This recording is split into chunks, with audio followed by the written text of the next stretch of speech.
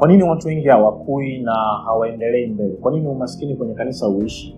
Sometimes hata matangazo ya makanisa mbalimbali, ukiona jinsi sometimes tunavyoandika matangazo, na Mungu atusamee wakati mwingine, vichwa vya habari vinavyoelezea ni vitu ambavyo vina motivate watu kwenda kwenye makanisa. Sometimes hata vitu vinavyoandikwa havipo, lakini unafahamu watu wameshajua mindset ya Wakristo, wanataka maisha. Kwa mfano unakuta tangazo limeandikwa kupata hela za haraka, njoo upokee muujiza wa uchumi wako. Sio, unanielewa ninachosema? Ukiona tangazo kama hili unafahamu hali yako, kwa sababu hilo ni tangazo ambalo ni very general, kwa sababu kila mtu ana shida ya fedha. Inamaanisha kwamba watu watakuja wakitegemea kupata muujiza wa hela, na wakija wasipopata muujiza, manake utawaambia tena wasikose na ibada inayokuja nyingine, manake lazima uconnect. Alafu baada ya siku kadhaa wanakuja kugundua muujiza hakuna, wamepoteza muda.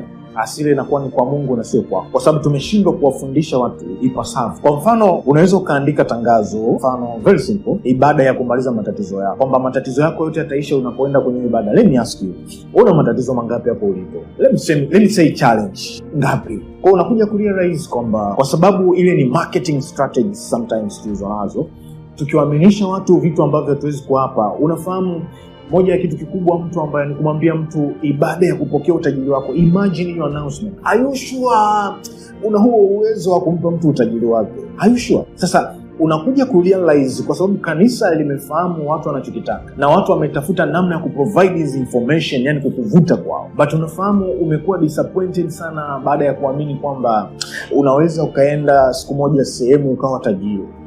Sikizeni watoto wa Mungu, Abraham alitembea na Mungu miaka na miaka before hata Mungu alikuwa akikuza maisha yake hatua kwa hatua, ambao tunamuita baba wa imani.